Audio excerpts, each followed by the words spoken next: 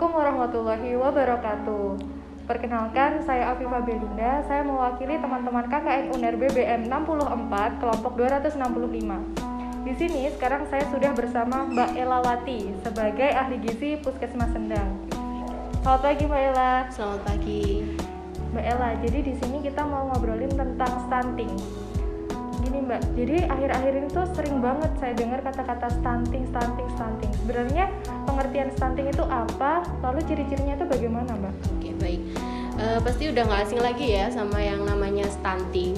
Jadi stunting itu adalah keadaan di mana panjang badan atau tinggi badan balita tidak sesuai dengan usia.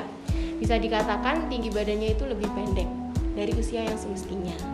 Untuk ciri-cirinya selain pendek, ada juga tumbuhnya itu lebih lambat. Jadi dia jalannya lebih lambat, bicaranya lebih lambat. Terus yang seharusnya dia udah lari-lari nih, udah ngomong a i u e o, dia cuma masih duduk, diem, atau masih bisa a doang, belum bisa mama, papa gitu. Selain itu juga wajahnya tampak lebih muda dari anak yang seusianya. Baik Mbak, untuk angka kejadian stunting sendiri itu seberapa besar?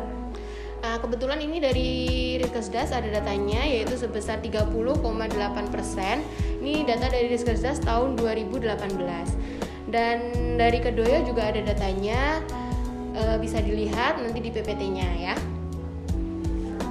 Untuk penyebab stunting sendiri itu sebenarnya apa sih Mbak? Penyebab stunting itu ada banyak, mulai dari panjang lahir yang tidak sesuai atau kurang. Selain itu juga dari asupan, maksudnya asupannya itu tidak sesuai dengan yang dibutuhkan, tidak seimbang, tidak bergizi. Ada juga dari faktor ekonomi keluarga, yang dimana faktor ekonominya kurang, jadi tidak bisa membeli makanan yang sehat gitu. Jadi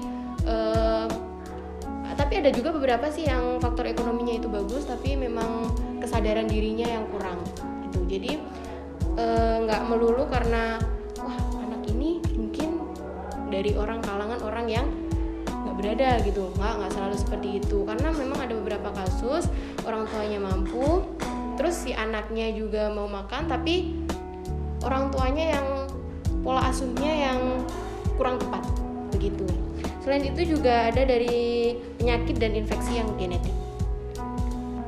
Infeksi penyakit genetik itu seperti apa sih Mbak? Kalau dari kasus yang pernah saya temui, infeksi genetik itu anaknya menderita penyakit jantung bawaan. Jadi karena penyakitnya itu pertumbuhan anaknya jadi terhambat begitu. Seperti itu. Terus Mbak, ini kan yang mendengarkan banyak, ya. Ada dari bapak-bapak, ibu-ibu, anak-anak, mas-mas. Nah kira-kira saran apa yang bisa Mbak Ella sampaikan kepada masyarakat? Oke. Jadi meskipun di sini ada mas-mas dan bapak-bapak, ini juga penting ya, karena yang namanya memantau pertumbuhan anak dan mengasuh anak itu bukan tugas seorang ibu saja. Jadi tugas bapak itu juga berperan.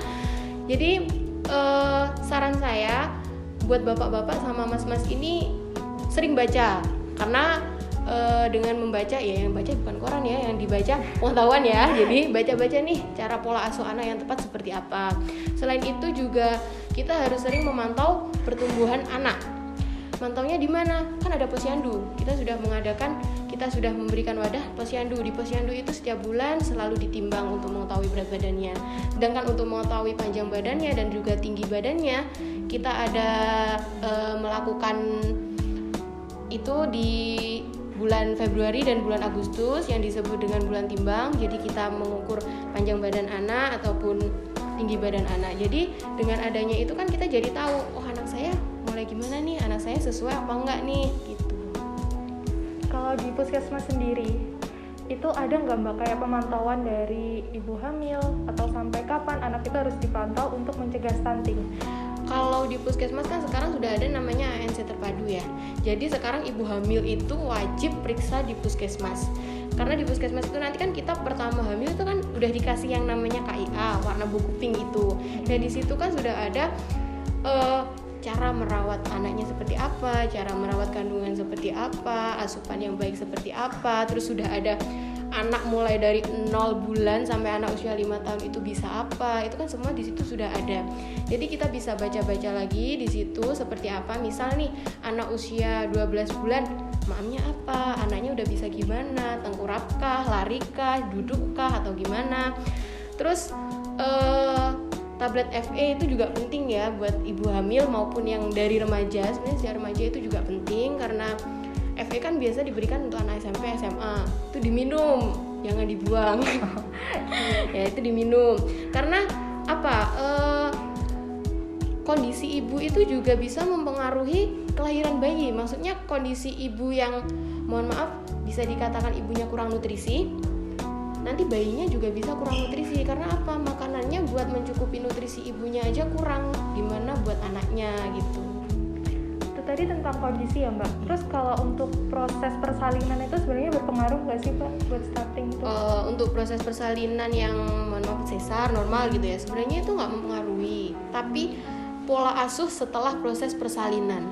Jadi nggak selalu anak yang lahirnya rendah, berat badan lahir rendah itu jadi stunting, itu nggak selalu begitu.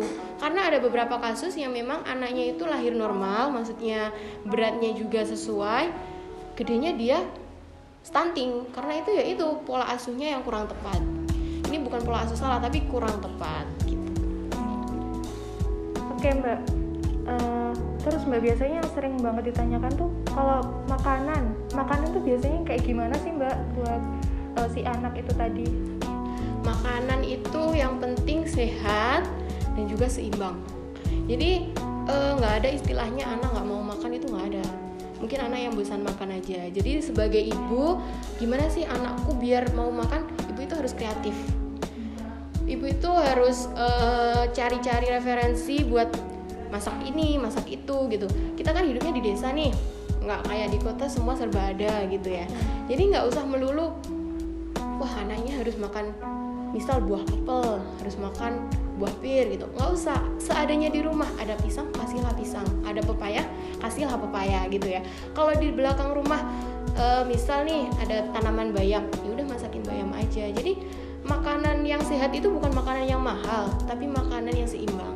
Jadi makanan seimbang itu setidaknya ada karbohidrat, nggak melulu nasi, bisa singkong, bisa dari ubi, bisa kentang, ada sayur, ada lauk, tahu, tempe, pindang, bisa telur, bisa ada buah. Gitu. Seperti itu. Oke Mbak, pengetahuan saya tentang stunting alhamdulillah udah nambah banyak nih hari ini. Oke Mbak, untuk penutupnya aja kali ya Mbak ya, harapan Mbak Ella sebagai ahli gizi Puskesmas Sendang ini bagaimana untuk masyarakat tentang stunting tadi?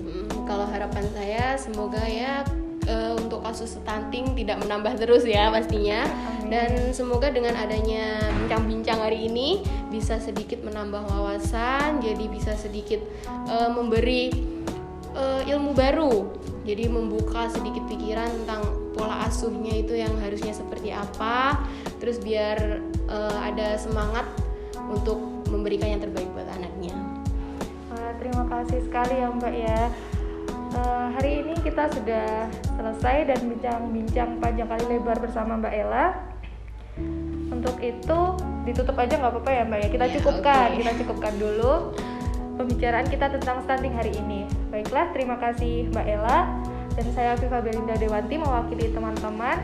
Berterima kasih untuk para masyarakat yang telah menyaksikan video ini. Ada kurang lebihnya kami mohon maaf. Wassalamualaikum warahmatullahi wabarakatuh.